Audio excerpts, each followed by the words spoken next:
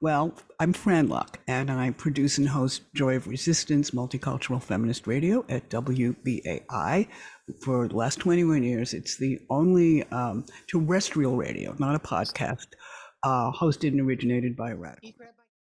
Let me just say that I'm honored to be here. It's an issue that needs to be discussed now, as many gender critical groups are rationalizing working with the right, which is historically the enemy of all things feminist. I want to thank Catherine Acosta for organizing this and helping me to cohere some of my own thoughts. I owe her a lot.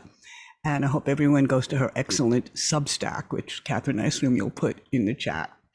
Okay, so I'm going to start with a discussion of the right, which are actually a whole lot of interconnected organizations organized into one cohesive and well-funded political strategy.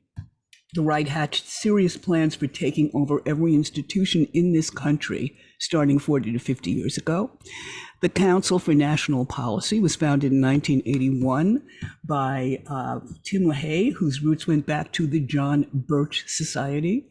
It is secretive, it has a membership that's a who's who of right-wing organizations, including the Heritage Foundation, the Alliance Defending Freedom, the Family Research Council, lots of very, very rich donors, and presidents such as Trump and G.W. Bush have spoken at their meetings. So its roots go back even farther than that. About 25 years ago, I went to a conference at Columbia University where right-wing plans were revealed that were to take over state legislatures, theological schools and churches, medicine, the law, school boards, education in general, the media, public opinion, etc. And that had already been going on for about 20 years, 25 years ago when I attended that conference. This secretive network has been working nonstop to realize these plans. Their latest achievements, of course, are the overturning of Roe versus Wade, in which 3 judges, all of whom came out of the Federalist Society, one of their hatchlings, were on the short list of Trump appointees, which was planned that way, and gave the court the 6-3 conservative majority it holds today. One of their areas targeted for attempted takeover has been the feminist movement, the co-optation of feminism. Feminism was way too popular to destroy out front. So Republicans had to find a way to invent a sort of Republican version, a faux feminism that would appeal to women. And thus the Independent Women's Forum was born, which I can see that Max Dasher is going to go into more, but I just want to say it was founded by Lynn Cheney and the wives of powerful Republican men. And while claiming to be in the service of women, it of course advocated voting against any legislation that could actually help women. And it promoted the term victim feminism as the slander for those who complained about the treatment of women. And it promoted entrepreneurship or starting small businesses as the answer for women, later carried into the promotion of Sarah Palin and the mama bear kind of image that she tried to promote, which was also like a preemption of feminism. And of course, in the Trump administration, we had Ivanka Trump, who was the businesswoman role model for women in the United States. So they have been attempting to use feminism and use its face, take over its face for a very, very long time. So the current adoption of the transgender issue for the right has all the earmarks of this ongoing co-optation of feminism by the right. It features a lot of feminist rhetoric continually, it features feminist rhetoric and feminist causes such as saving women's sports. It engages some of the best speakers on such issues, of course, our speakers. And of course, if one looks at history before transgenderism, the right consistently voted against women's sports, would you believe? Now, if the history of the right-wing ascendancy proves anything, it's that we need to see the right not as a bunch of different issues, some of which we might agree with and some of which we may not agree with, but as one unified umbrella aimed at the right gaining power over all issues, over our country really, in a master plan from which no part can be peeled off really as a separate issue, because all of this, it all builds them. So another reason to not latch on to right-promoted campaigns on transgenderism is that feminism and right wings are speaking two different languages on these issues. And we may look like we're fighting for the same thing, but that's not true. Right-wingers are attacking all gender non-conforming people by what they are doing. I'm having a little trouble scrolling down on my notes, so give me 1 second. Here we go. Thank you. Right-wingers are attacking all gender non-conforming people in their attacks on the trans movement.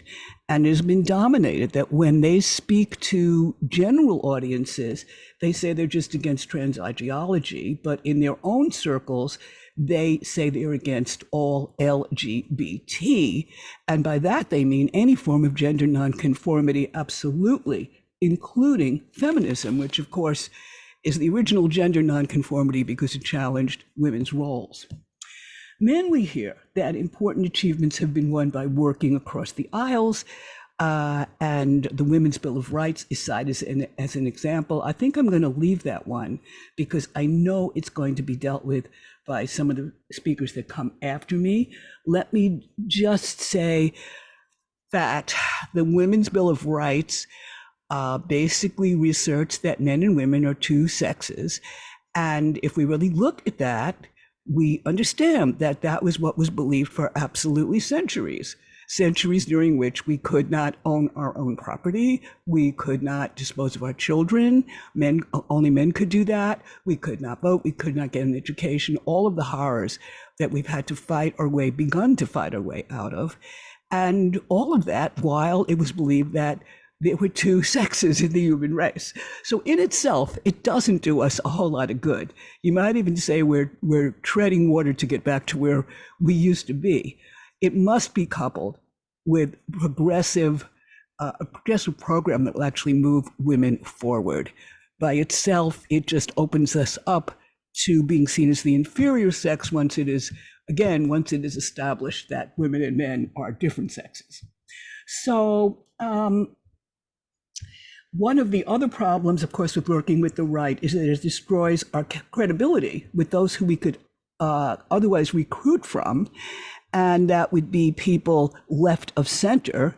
That's the Democratic Party on left to hopefully left organizations. And this is important if you want to organize that constituency. And it is our natural constituency. All important advances for women have historically started with the left, whether abortion rights, voting, training for professions, abolishing prostitution. It all first took place actually after the Russian Revolution. That's why women fighting for the vote were constantly being accused of being Bolsheviks, because women already had the vote in the Soviet Union. So if you look at the basic texts of the right, we have the Bible, right, in which women are constantly reprimanded for daring to show any equality with men. We have Adam Smith, who said that greed will solve all our problems. Well, on the left, we at least have Marx, who wasn't perfect on feminism. We have since corrected some of what he wrote, but basically the message is put people before profit. So there have also been serious historical patterns of the right and left working together, which have been totally inimical to the left. We can look at the fascisms of Europe, the Third Reich, Mussolini's fascism, and we can see that they all sort of co-opted a certain kind of leftism. Don't forget, National Socialism was the name of the Nazi party, but we know what they did to leftists, i.e. concentration camps.